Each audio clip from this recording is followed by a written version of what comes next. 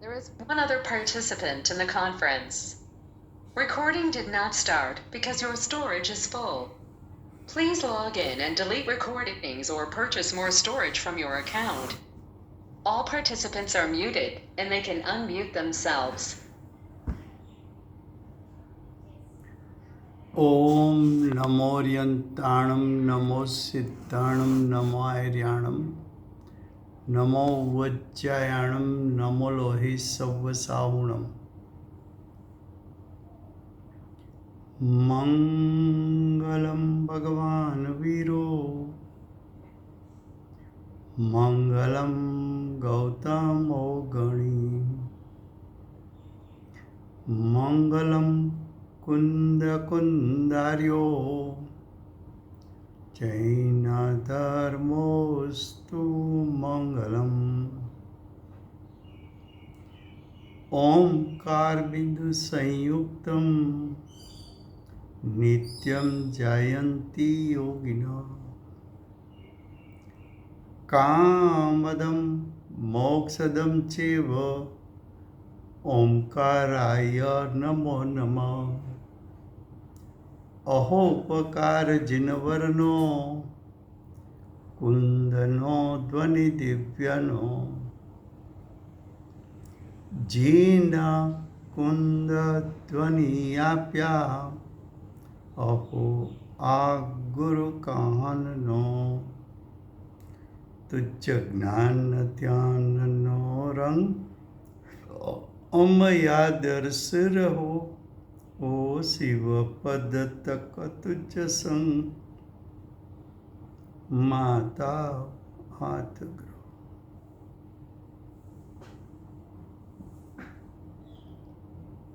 આ સમયસાર નામનું પરમ અધ્યાત્મ શાસ્ત્ર છે. આચાર્ય ભગવંતે આ શાસ્ત્ર માટે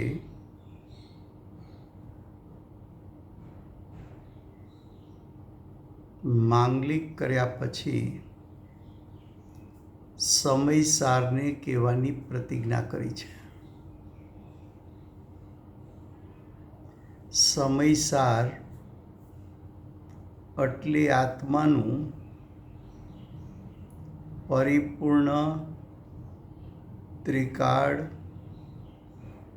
પૂર્ણ શક્તિરૂપ સામર્થ્ય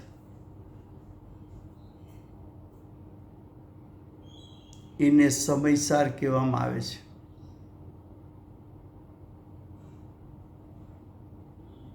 આત્મામાં પરિપૂર્ણ શક્તિરૂપ સામર્થ્ય એટલે એનામાં સિદ્ધ થવાનું શક્તિરૂપ સામર્થ્ય પડ્યું છે. ચાહે નિગુદનો જીવ હોય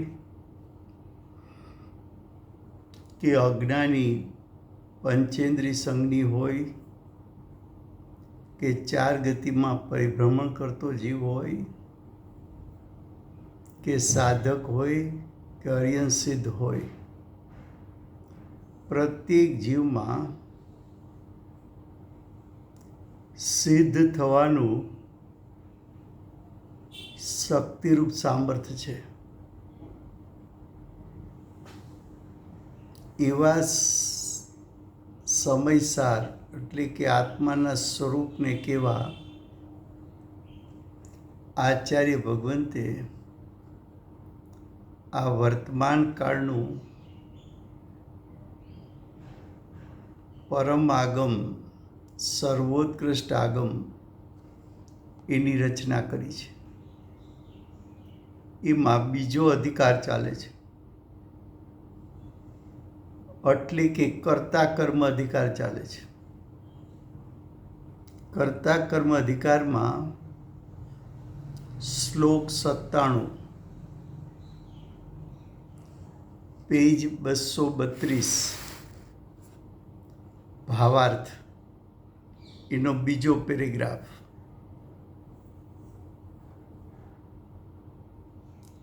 यहाँ किसी को प्रश्न होता है कि अविरत सम्यक दृष्टि आदि। अविरत सम्यक दृष्टि वो चौथा गुणस्थान है। बाद में लिखा है आदि, तो चौथे गुणस्थान वाले सम्यक दृष्टि, उसके अलावा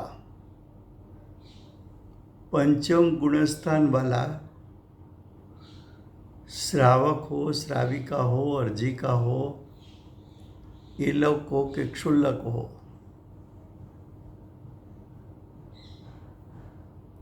के छठे सातवें गुणस्थान में झूलने वाला मुनिराज हो,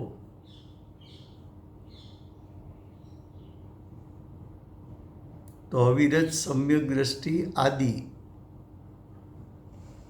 उसमें लिया सम्यक दृष्टि चतुर्थ गुणस्थान, श्रावक श्राविका पंचम गुणस्थान, मुनिपणा छठा सातवा गुणस्थान। आदि को जहां तक चारित्र मोह का उदय है, साधक सम्यक दृष्टि हो, श्रावक हो के मुनि हो, उसको दर्शन मोह का उदय नहीं है। दर्शन मोह का उदय नहीं है।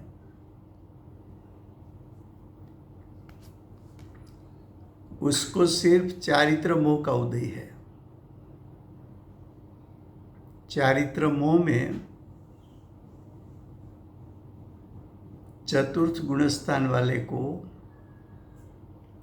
अप्रत्याख्यान, प्रत्याख्यान, संज्वलन, उसका उदय है। पंचम गुणस्थान वाले श्रावक श्राविका अर्जिका एलक क्षुल्लक को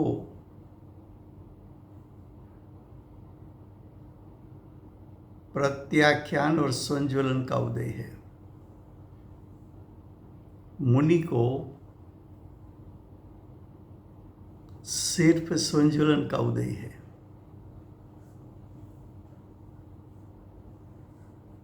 तो ये तीनों उदय, अप्रत्याख्यान, प्रत्याख्यान, संज्वलन, वो तीनों चारित्र मोह का उदय है।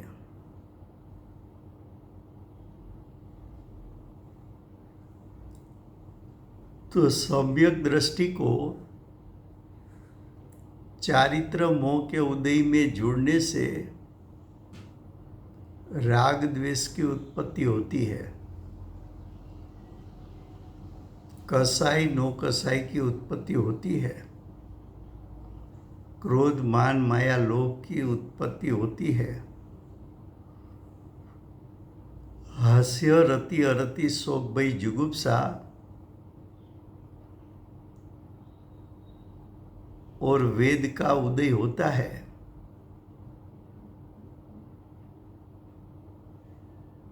तो पहले इतना बताया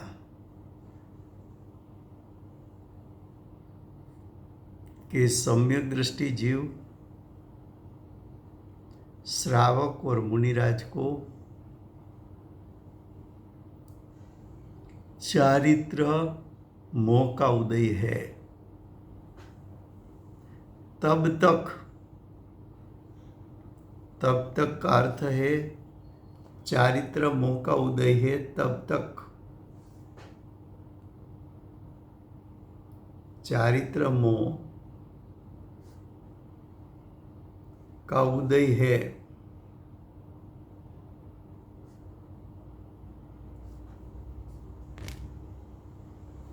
तब तक वो यानी सम्यक दृष्टि आदि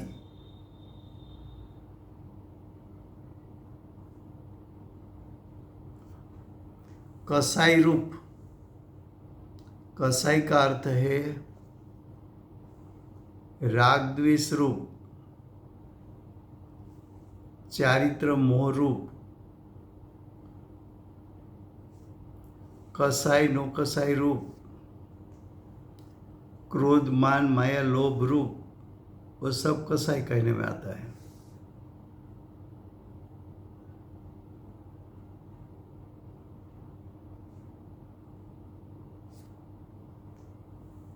कसाई रूप परिणमते हैं। कसाई रूप कौन परिणमता है? तो कि जिसको चारित्र मोह का उदय है। चारित्र मोह के उदय में पुरुषार्थ की नबड़ाई के कारण, पुरुषार्थ की कमजोरी के कारण चारित्र मोह के उदय में सम्यक दृष्टि, श्रावक श्राविका, अर्जिका के मुनि जुड़ते हैं। तो कि चारित्र मोह के उदय में जुड़ते हैं तो भूमिका अनुसार कसाई यानी राग द्वेष की उत्पत्ति, राग द्वेष रूप परिणमन, क्रोध मान माया लोभ रूप परिणमन, कसाई रूप परिणमते हैं।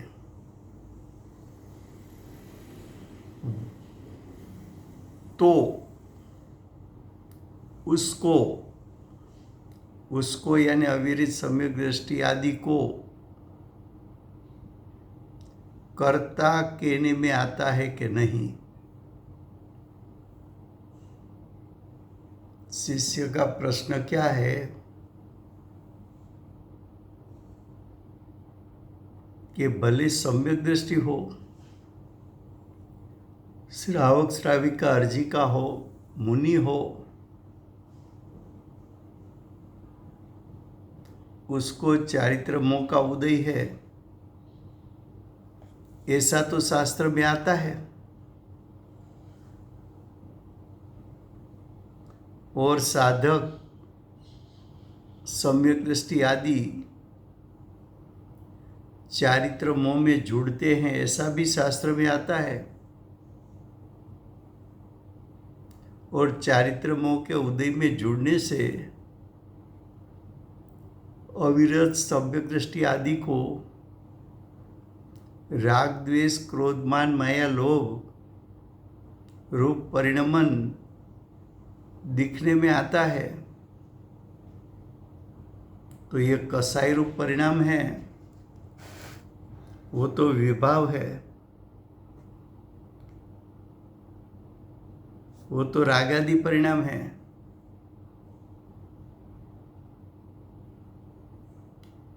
तो अविरत सम्यक दृष्टि आदि को उसके परिणाम में राग की उत्पत्ति दिखने में आती है, तो अविरत सम्यक दृष्टि आदि को कर्ता कहना चाहिए कि नहीं कहना चाहिए? ऐसा प्रश्न शिष्य ने उठाया। फिर से गुजराती में शिष्यનો પ્રશ્ન શું છે? તો શિષ્ય કહે છે કે અવિરતી સમ્યક દ્રષ્ટિ આદિ, અવિરત સમ્યક દ્રષ્ટિ એટલે ચોથું ગુણસ્થાન, મિથ્યાત્વનો નાશ કર્યો અને સમ્યક દર્શન પ્રગટ કર્યું। અવિરત સમ્યક દ્રષ્ટિ આદિ, આદિ એટલે સમ્યક દ્રષ્ટિ સિવાયના શ્રાવક શ્રાવિકા, અર્જિકા, એલક શુલ્લક, એ બધા પંચમ ગુણસ્થાનવાળા છે.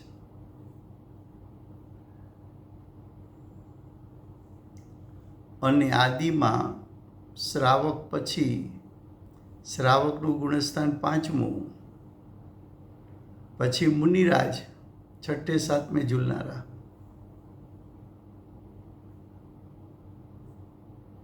તો કે છે કે આવા સમ્યક દ્રષ્ટિઓને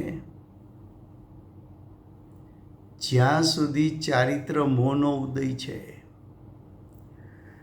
ચારિત્ર મોહનો ઉદય છે એનો અર્થ એમ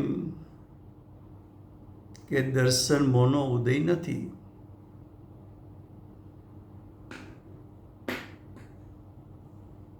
ચારિત્ર મોહ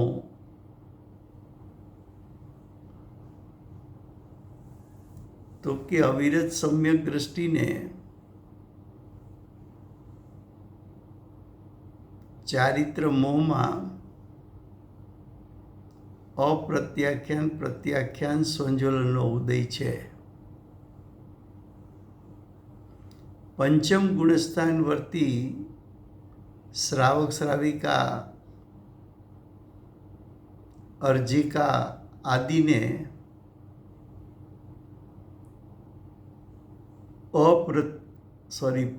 પ્રત્યાખ્યાન અને સંજોલન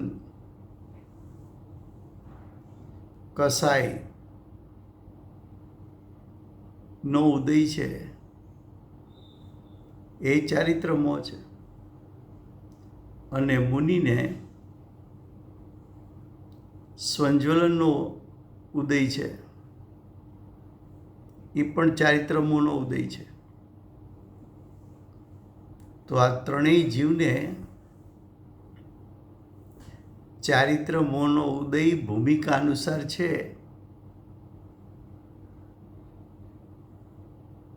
ત્યાં સુધી, એટલે ચારિત્ર મોહનો ઉદય છે ત્યાં સુધી તે એટલે સમ્યક દ્રષ્ટિ આદિ કસાય રૂપે પરિણમે છે, એટલે રાગદ્વેષ રૂપે પરિણમે છે, ક્રોધ માન માયા લોભ રૂપે પરિણમે છે, કસાય ડોકસાય રૂપે પરિણમે છે.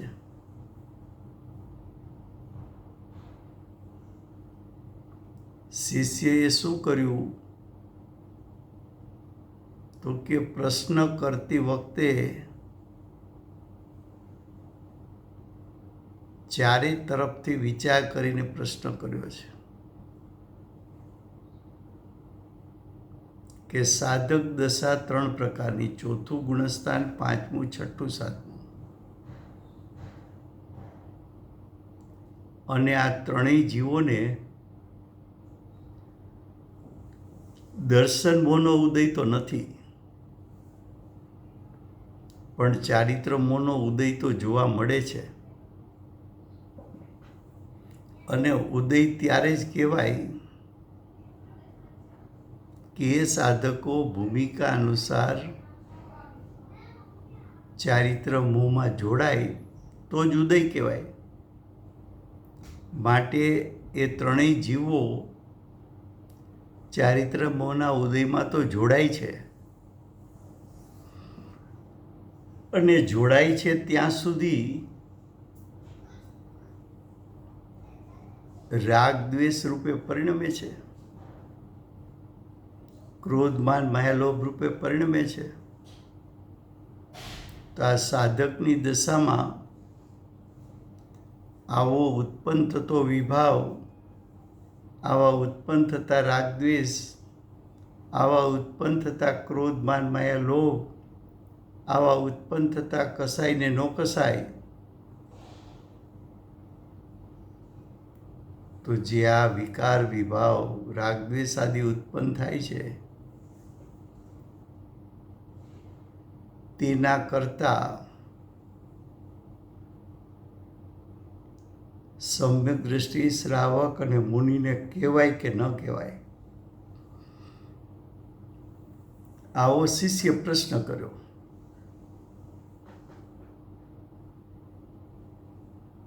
શું કહે છે? સમ્યક દ્રષ્ટિ 6 ખંડનો ધણી, 6 ખંડ સાધવા જાય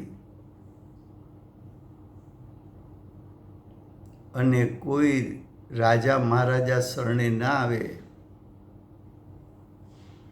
તો ચક્રવર્તી રાજા એની સાથે યુદ્ધ કરી એક ખંડને જીતે તો ચક્રવર્તી સમ્યક દ્રષ્ટિ 6 ખંડ જીતવા જાય તો ત્યાં રાગ દ્વેષ કરતા તો જોવા મળે છે.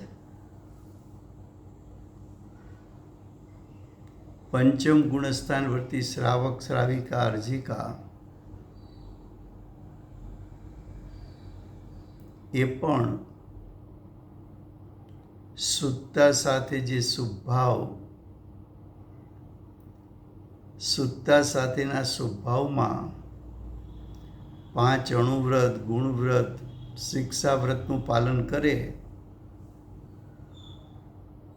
એ પણ શુભ રાગ છે એવું કરતા જોવા મળે છે.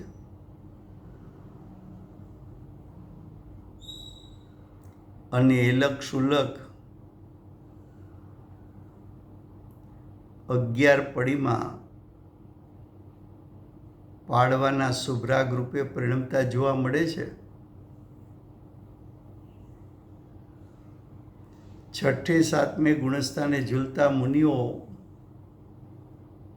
આચાર્ય, ઉપાધ્યાય, સાધુઓ, આચાર્યો મુનિ સંઘને દોરવાનો રાગ છે.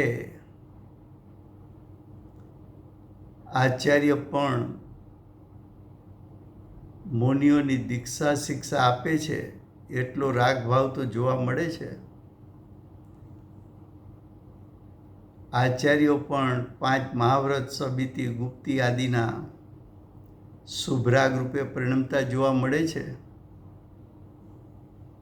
ઉપાધ્યાય ને પણ આગમને ભણવું ભણાવવું એવો શુભ રાગ તો જોવા મળે છે.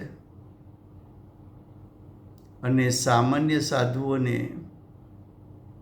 પોતા કરતાં અધિક ગુણવાન મુનિઓ પ્રત્યે, ઉપાધ્યાય પ્રત્યે, આચાર્યો પ્રત્યે સન્માનનો ભાવ, વાત્સલ્યનો ભાવ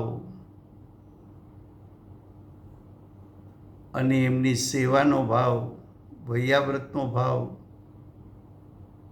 કરતા જોવા મળે છે. તો અવિરત સમ્યક દ્રષ્ટિને પણ શુભ રાગ જોવા મળે, શ્રાવકને પણ શુભ રાગ જોવા મળે, મુનિના પણ શુભ રાગ જોવા મળે છે.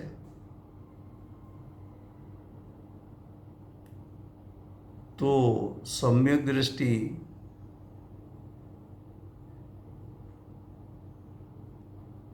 એને શુભ રાગ થતો જોવા મળે છે, માટે એને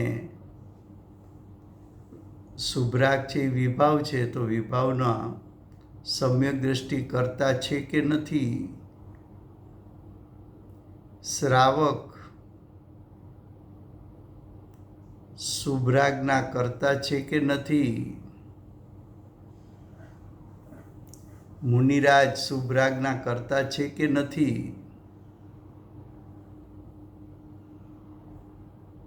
આવો પ્રશ્ન શિષ્ય ઉઠાવ્યો છે. अब उसका समाधान,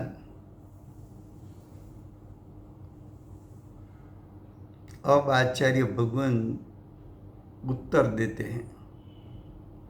उत्तर में क्या कहा? अविरत सम्यक दृष्टि आदि को श्रद्धा ज्ञान में, श्रद्धा का अर्थ है दृष्टि,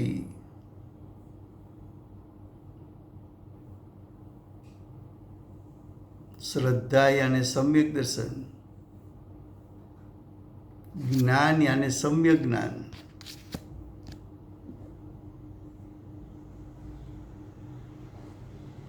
तो श्रद्धा ज्ञान में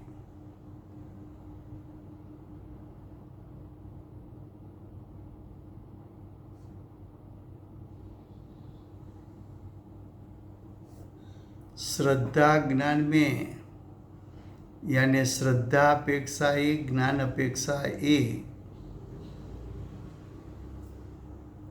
और द्रव्य का, यहाँ परद्रव्य का अर्थ क्या है?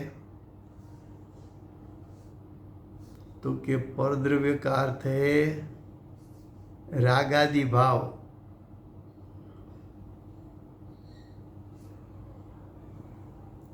रागादि भाव को परद्रव्य क्यों कहा? तो कि कर्म के उदय में जुड़कर रागादि उत्पन्न हुए।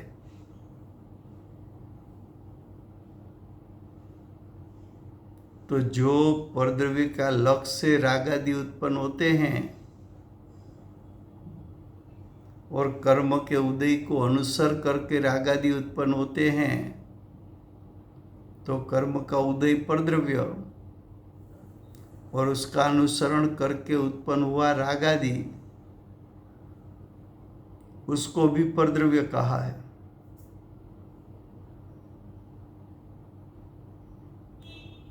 तो सम्यक दृष्टि, सम्यक ज्ञानी को परद्रव्य में स्वामीपना,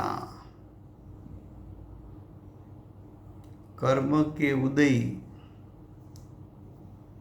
8 प्रकार के द्रव्य कर्म, वो भी परद्रव्य है।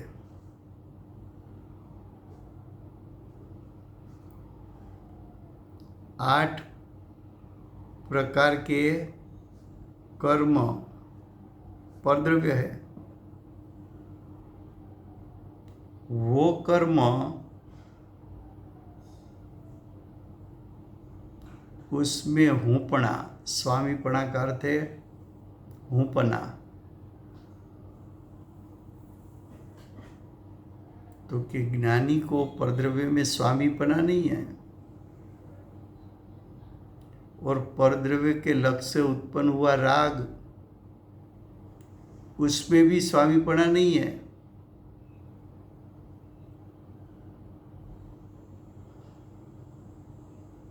स्वामीपना नहीं है।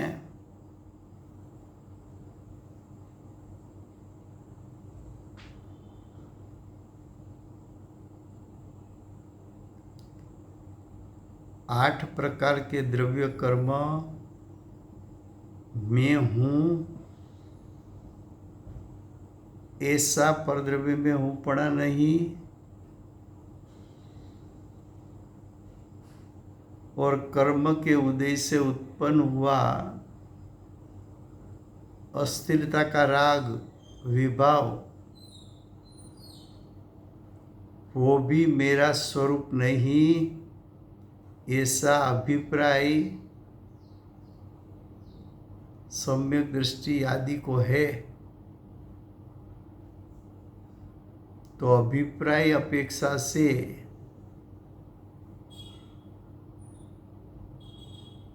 ज्ञानी परद्रव्य के परिणाम का कर्ता नहीं, 8 प्रकार के द्रव्य कर्म का कर्ता नहीं, और विभाव का भी कर्ता नहीं। ये श्रद्धा अपेक्षा से बताया। अब ज्ञान अपेक्षा से,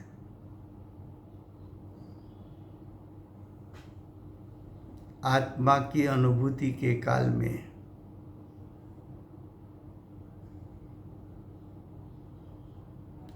अस्थिरता का भी राग है, क्योंकि साधक ने परिपूर्ण शुद्ध दशा प्रकट नहीं की, इसलिए मिश्र दशा है, आंशिक शुद्धता आंशिक अशुद्धता।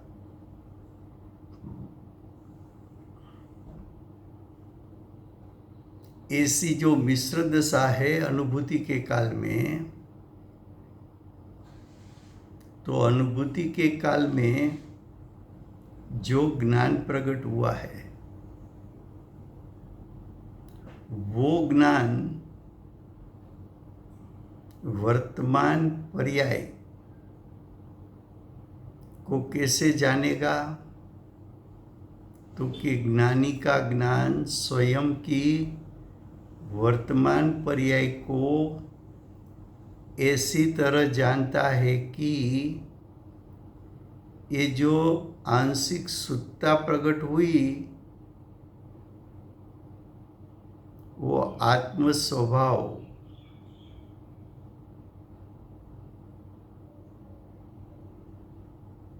को अनुसरण करके उत्पन्न हुई है और जितनी अशुद्धता प्रकट हुई वो चारित्र मोहनी कर्म का उदय को अनुसरण करके उत्पन्न हुई है। तो शुद्धता मेरे स्वभाव को अनुसरण करके उत्पन्न हुई तो शुद्धता का मैं स्वामी हूं।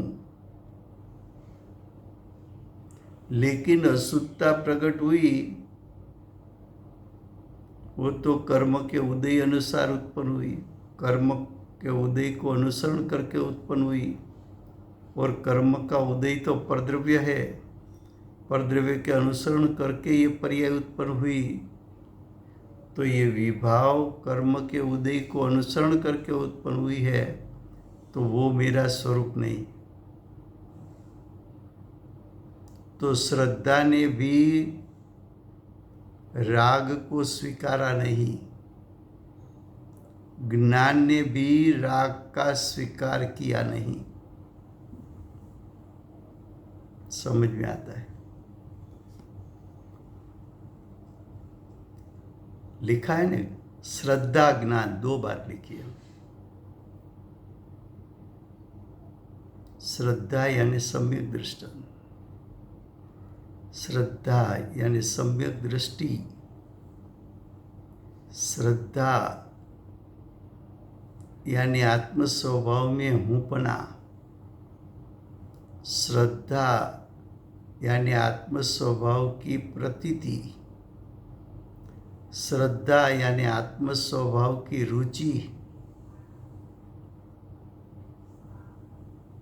श्रद्धा यानी आत्म स्वभाव के प्रति प्रीति और ज्ञान, सम्यक ज्ञान यानी स्वभाव विभाव के बीच में भेदरूप ज्ञान, स्वभाव रूप कार्य, विभाव रूप कार्य 2 भिन्न भिन्न है। स्वभाव रूप कार्य वो विभाव रूप कार्य नहीं है, विभाव रूप कार्य स्वभाव रूप नहीं है। स्वभाव रूप कार्य स्वभाव को अनुसरण करके उत्पन्न हुआ और विभाव रूप कार्य कर्म के उदय को अनुसरण करके उत्पन्न हुआ। ऐसा सम्यक ज्ञान अनुभूति के काल में जानता है कि विभाव मेरा स्वरूप नहीं,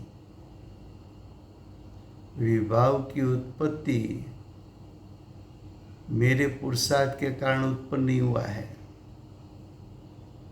विभाव की उत्पत्ति तो कर्म की बड़जबरी से उत्पन्न हुआ है, कर्म के जोर से, द्रव्य कर्म के जोर के कारण उत्पन्न हुआ है।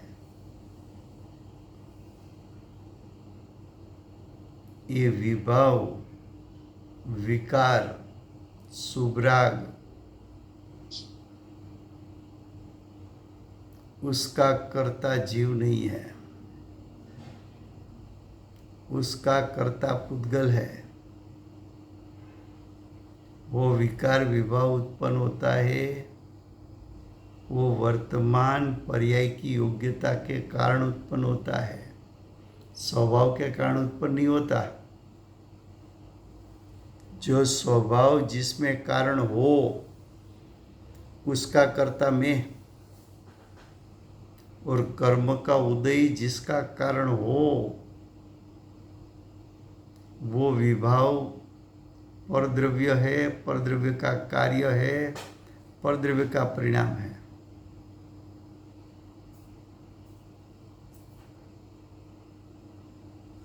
क्या कहा। दो बातें ना, श्रद्धा और ज्ञान में। फिर से गुजराती में શું કહ્યું? આચાર્ય ભગવાન શિષ્યનો ઉત્તર આપે છે.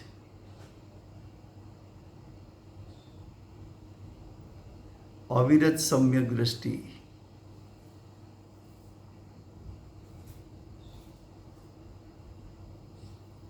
અવિરત સમ્યક દ્રષ્ટિ એટલે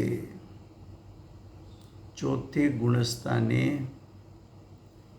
નિયમપૂર્વક વ્રત લીધા નથી.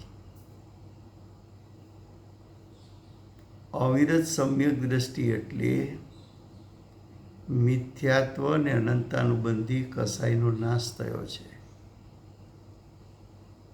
પણ અપ્રત્યાખ્યાન પ્રત્યાખ્યાન સંજ્વલન એનો કસાય અને નો કસાય વિદ્યમાન છે.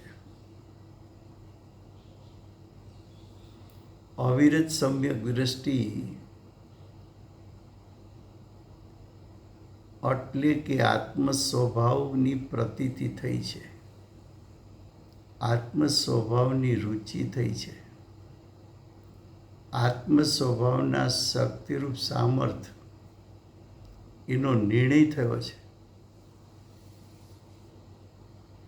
સમ્યક દ્રષ્ટિ એટલે જેની દ્રષ્ટિ ઉત્પન્ન થતાની સાથે જ્ઞાયક સ્વભાવ પર પડી છે અને જ્ઞાયક સ્વભાવ ઉપર દ્રષ્ટિ પડતા જ્ઞાયક સ્વભાવનું શક્તિરૂપ સામર્થ્ય એટલે કે મારું પોતાનું સામર્થ્ય કેટલું છે, તો કે સિદ્ધ પરમાત્મા જેટલું છે એવી પ્રતીતિ જેને થઈ એને અવિરત સમ્યક દ્રષ્ટિ કહેવાય. આત્મ સ્વભાવના રુચિવંત છે. એકવાર સમ્યક દર્શન થયું પછી દ્રષ્ટિ જ્ઞાયકથી ખસતી નથી. ઉપયોગ કદાચ બહારમાં જાય પણ દ્રષ્ટિ સ્વભાવ પરથી ખસતી નથી. એ અવિરત સમ્યક દ્રષ્ટિ છે. અવિરત, વિરત એટલે ત્યાગ. હજુ જેને ત્યાગ કર્યો નથી. ત્યાગ કર્યો નથી એટલે અણુવ્રત કે મહાવ્રત લીધા નથી. એ અવિરત સમ્યક દ્રષ્ટિ. અવિરત સમ્યક દ્રષ્ટિ શબ્દ વાંચે અર્થ પૂરો ખબર ન હોય.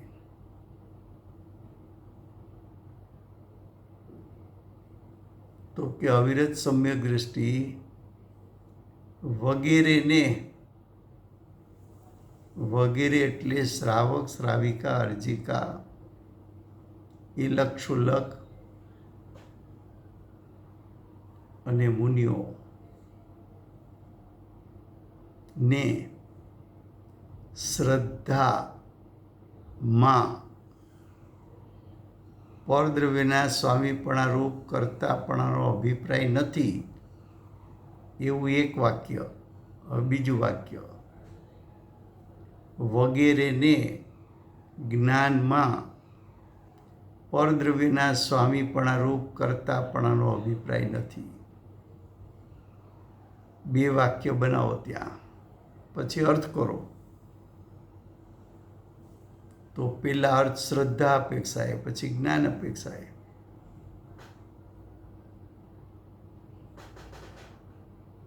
તો કે અવિરત સમ્યક દ્રષ્ટિ તેની શ્રદ્ધામાં એટલે કે તેની પ્રતીતિમાં એટલે કે એને રુચિમાં પરદ્રવ્યના સ્વામીપણારૂપ કર્મનો ઉદય પરદ્રવ્ય અને કર્મના ઉદયને અનુસરીને ઉત્પન્ન થતા રાગાદી એ રાગાદી પરદ્રવ્યનું કાર્ય માટે એ પણ પરદ્રવ્ય.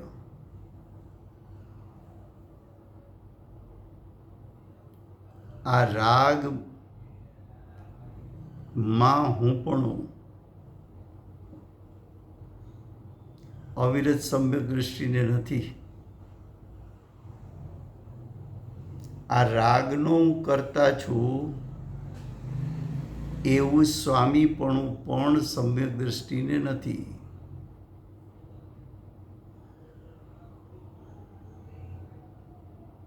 રાગ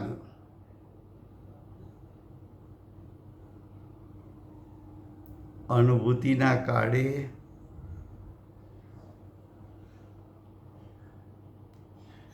મિશ્ર દશા હોવાથી સમ્યક દૃષ્ટિને શુદ્ધતાની સાથોસાથ અશુદ્ધતા પણ ઉત્પન્ન થઈ છે. પણ જ્ઞાની એમ જાણે છે, જ્ઞાની એમ શ્રદ્ધે છે કે શુદ્ધતાનો અંશ પ્રગટ થયો એ મારા જ્ઞાયક સ્વભાવને અનુસરીને ઉત્પન્ન થયો, માટે શુદ્ધતા નો કરતા અવિરત સમ્યક દૃષ્ટિ આદિ જીવો છે. જ્યારે મારી દશામાં જેટલો વિભાવ ઉત્પન્ન થયો એ તો કર્મના ઉદયને અનુસરીને ઉત્પન્ન થયો છે અને કર્મના ઉદયો પરદ્રવ્ય છે. પરદ્રવ્યને અનુસરીને ઉત્પન્ન થતા પરિણામ પણ પરદ્રવ્યના પરિણામ છે. માટે અશુદ્ધતાની જે ઉત્પત્તિ છે એનો હું સ્વામી નથી એવું અવિરત સમ્યક દૃષ્ટિ આદિ જીવોને એના શ્રદ્ધાનમાં વર્તે છે.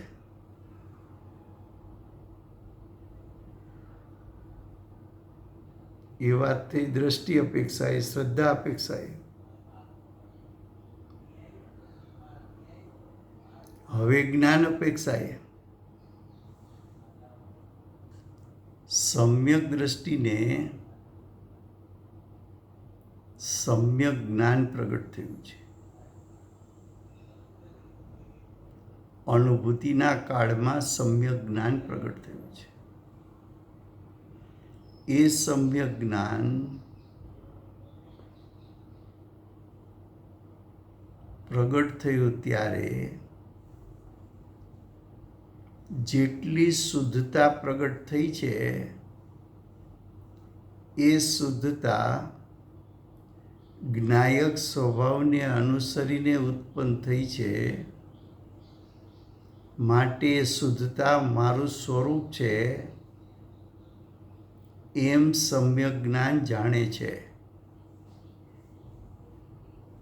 જેટલી અશુદ્ધતા પ્રગટ થઈ છે એ કર્મના ઉદયમાં જોડાવાથી ઉત્પન્ન થઈ છે.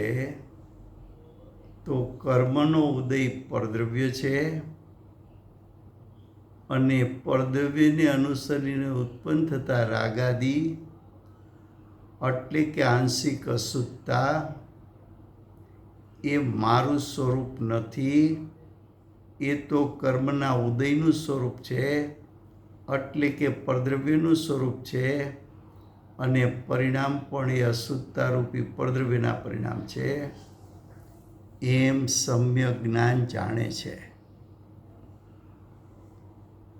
સમ્યક જ્ઞાન જાણે છે કે મને પ્રગટ થયેલી શુદ્ધતા એ મારા શુદ્ધ સ્વભાવમાંથી આવી છે. અને તે જ સમયે ઉત્પન્ન થયેલી અશુદ્ધતા એ તો પર્યાયની યોગ્યતાને કારણે ઉત્પન્ન થઈ છે. એ અશુદ્ધતા ઉત્પન્ન થઈ છે એ કર્મના ઉદયે ઉત્પન્ન થયેલ હોવાથી, નૈમિત્તિક પરિણામ હોવાથી, નિમિત્તને અનુસરીને ઉત્પન્ન થયેલા પરિણામ હોવાથી એ મારું સ્વરૂપ નથી. તો રાગાદિની ઉત્પત્તિ મારું અસલ સ્વરૂપ જ નથી એમ સમ્યક જ્ઞાની જાણે છે. આવું જાણતા હોવાથી સમ્યક દ્રષ્ટિ કે સમ્યક જ્ઞાની વિકાર કે વિભાવના કરતા નથી. આવો વિકાર કે વિભાવ કરવો છે એવો પણ જ્ઞાનીને અભિપ્રાય નથી.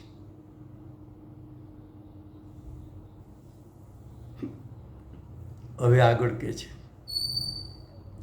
કસાયરૂપ પરિણમન છે તે ઉદયની બળજોરીથી છે. ઘરમાં બે પાત્ર હોય, પતિ ને પત્ની. જે એગ્રેસિવ હોય એનું ચાલતું હોય, કાં પતિનું ચાલે કાં પત્નીનું ચાલે. એમાં અહીંયા બે પાત્ર છે, એક જીવ છે, બીજો કર્મનો ઉદય છે. જેનું જોર વધુ એનું ચાલે.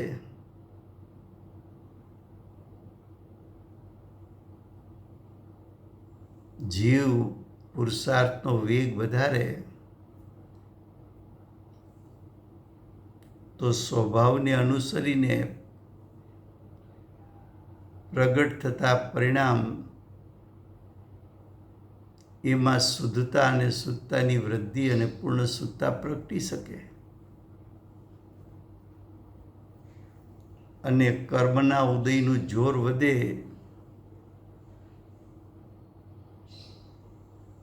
અહીં જ્ઞાની લેવા છે તો ચારિત્ર મોહ, કર્મના ઉદય એનું જોર વધે તો સાધકને આત્મસ્થિરતા ન થઈ શકે.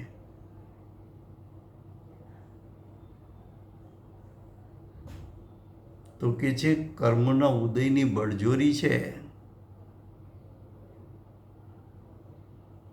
એ તો કસાયરૂપ પરિણમન છે. એટલે કે કસાયની ઉત્પત્તિ ઉદયની બળજોરીથી થઈ છે. આત્મ સ્વભાવને કારણે કઈ કસાય ઉત્પન્ન નથી થયો. આત્મ સ્વભાવને કારણે કસાય ઉત્પન્ન નથી થયો, માટે જ્ઞાની એનો કરતા નથી.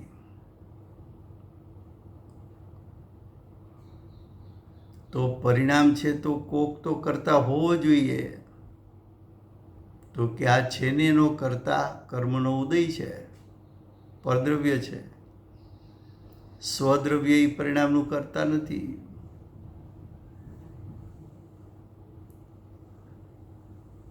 તો કે છે કે કસાયરૂપ પરિણમન છે તે ઉદયની બળજોરીથી છે.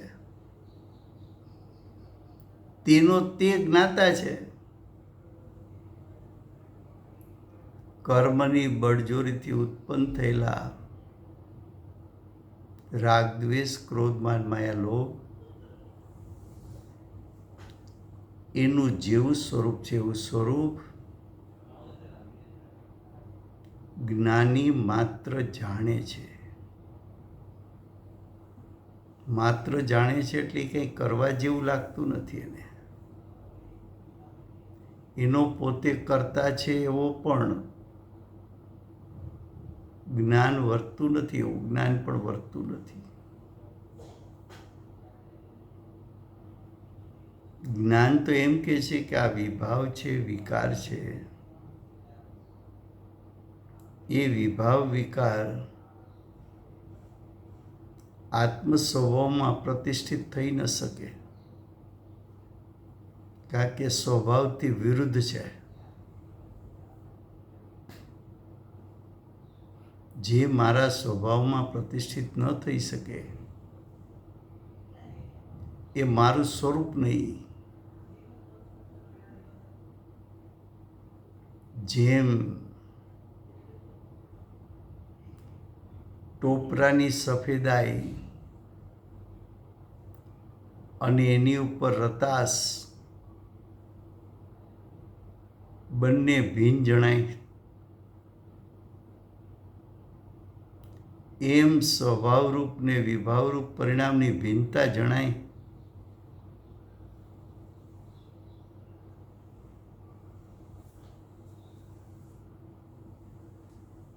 સ્વભાવરૂપ પરિણામ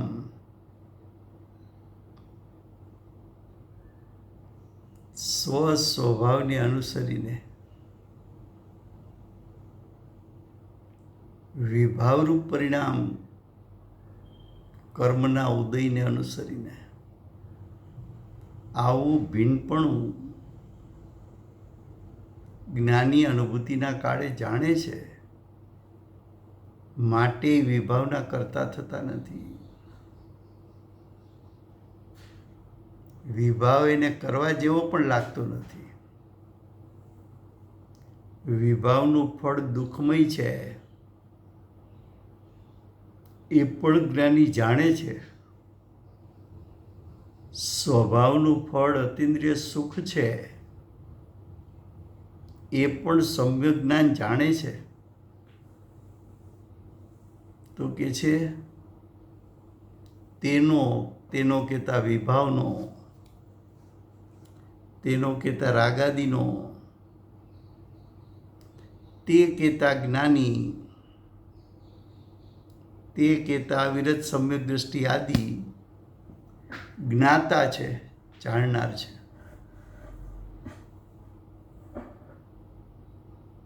क्या कहा फिर से हिंदी में?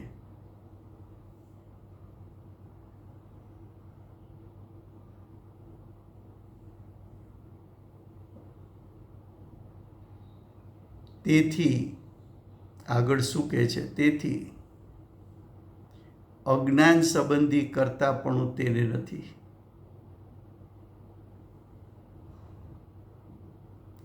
અજ્ઞાનીને જે કરતાપણું છે તેવું જ્ઞાનીને કરતાપણું નથી. જ્ઞાની જ્ઞાનનો કરતા, અજ્ઞાની અજ્ઞાનનો કરતા, જ્ઞાની શુદ્ધતાનો કરતા, અજ્ઞાની અશુદ્ધતાનો કરતા. જ્ઞાની સ્વભાવનું અનુસરણ કરનાર, અજ્ઞાની કર્મના ઉદયનું અનુસરણ કરનાર. જ્ઞાનીની દ્રષ્ટિ અને ઉપયોગ જ્ઞાયકમાં, અજ્ઞાનીની દ્રષ્ટિ અને ઉપયોગ કર્મના ઉદયમાં અને રાગાદીમાં. જ્ઞાની સ્વભાવ રૂપે પરિણમવું એ પોતાનું કર્તવ્ય સમજે છે. અજ્ઞાની મોહ રાગ દ્વેષ રૂપે પરિણમવું એને કર્તવ્ય સમજે છે. જ્ઞાની સ્વમાં હુંપણું કરીને સ્વને ના સ્વરૂપને જાણે છે. અજ્ઞાની પરમા અને રાગાદીમાં હુંપણું કરી અજ્ઞાન રૂપે પરિણમે છે.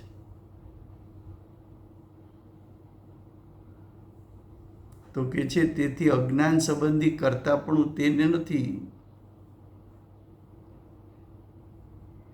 નિમિત્તની બળજોરીથી થતા પરિણમનનું ફળ કિંચિત હોય છે. અલ્પ રાગ છે. પણ એ રાગ કેવો છે? તો કે તે સંસારનું કારણ નથી, એટલે અનંત સંસારનું કારણ નથી. એમ અલ્પ સંસારનું કારણ છે, પણ અનંત સંસારનું કારણ નથી. અજ્ઞાનીના રાગાદિ તો અનંત સંસારનું કારણ છે. જેમ વૃક્ષની જળ કાપ્યા પછી તે વૃક્ષ કિંચિત કાળ રહે અથવા ન રહે, ક્ષણે ક્ષણે તેનો નાશ જ થતો જાય છે. વૃક્ષ એના મૂળિયા કાપી નાખો, ઉપર લીલુંછમ વૃક્ષ લાગે, પણ મૂળિયા કાપી નાખ્યા,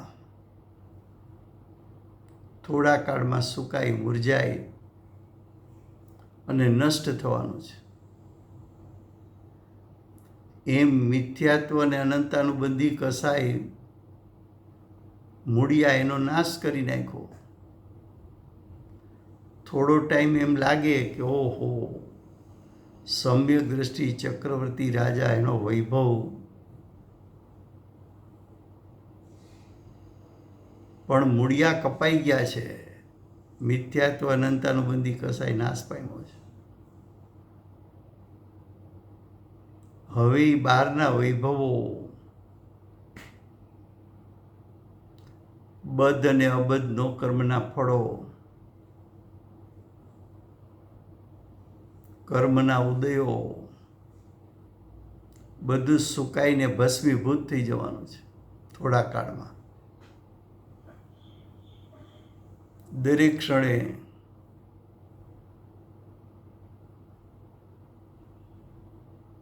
એ બહારની રચનાઓ નાશ પામવાની છે.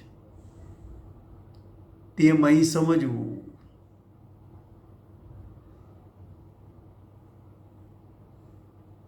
શું કહ્યું?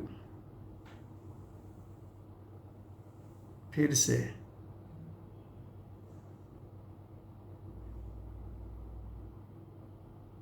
ज्ञानी उसका ज्ञाता है. जो ज्ञानी के परिणाम में अल्प कसाई होता है,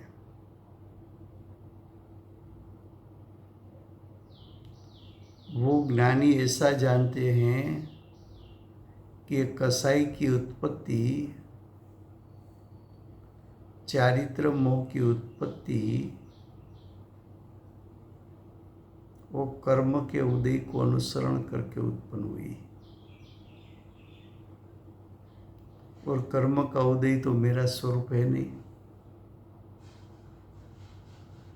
तो 8 प्रकार के द्रव्य कर्म वो मैं नहीं, और उसको अनुसरण करके उत्पन्न होते हुए परिणाम वो भी मेरा स्वरूप नहीं.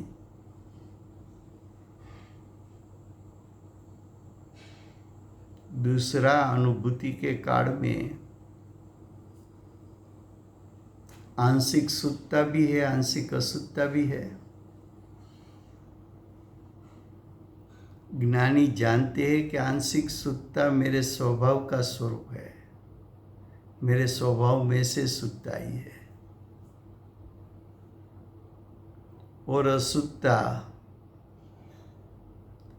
निमित्त के संग में नैमित्तिक परिणाम है, वो मेरा स्वरूप नहीं, मैं उसका कर्ता भी नहीं. उसका कर्ता कर्म का उदय है. और दूसरी एक बात बताई कि वृक्ष का मूल नाश कर दो तो थोड़ा काल के लिए वृक्ष तो जैसा है वैसा लगेगा, लेकिन मूल का नाश हुआ तो वो वृक्ष कुछ काल में ही उसका नाश होने वाला है। मूड़ कट किया उसके बाद प्रति क्षण वृक्ष नाश होता जाता है। वैसी तरह मिथ्यात्व और अनंतानुबंधी कसाई मूल है, उसका नाश हुआ। तुझे बार में लगता है ओ हो ये तो चक्रवर्ती राजा, उसकी धन संपत्ति कितनी शब्द से गिनी नहीं जाए, तो कि उसका मूल मिथ्यात्व और अनंतानुबंधी कसाई नाश हो गया है। जो बाहर का वैभव रागादि जो कुछ तुझे दिखता है वो कुछ क्षणों में कुछ काल में धराशायी यानी नाश हो जाने वाला है। ऐसा यहाँ समझना समय हो गया है।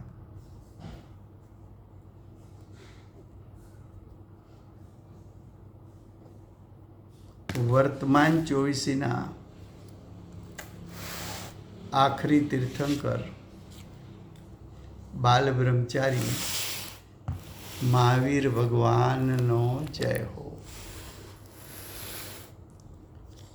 મહાવિદ્ય ક્ષેત્રે બિરાજતા 20 વિરમાન તીર્થંકરમાં પ્રથમ તીર્થંકર ધર્મ ધુરંધર અનંત ચતુષ્ટયના ધારક દિવ્ય ધ્વનિના દાતાર શાસન ઉપકારી સિમંદર ભગવાનનો જય હો। કડીકાળ સર્વજ્ઞ કેવળ જ્ઞાનની તળેટીમાં બેઠેલા મહાસમર્થાચાર્ય ભગવત શ્રી કુંદકુંદાચાર્ય દેવનો જય હો। વર્તમાન કાળે સમ્યક દર્શનનો ઉપદેશ આપનાર તીર્થના નાયક, તીર્થના સ્થાપક, તીર્થના પ્રવર્તક પરમ કૃપાળુ શ્રી સદગુરુદેવનો જય હો। પૂજ્ય ગુરુદેવ और માતાજી પૂજ્ય ગુરુદેવના શિષ્યમાં શિરોમણી સ્વાનુભવ યુક્ત જાતિસ્મરણ જ્ઞાન યુક્ત પ્રસમમૂર્તિ ભગવતી માતનો જય હો।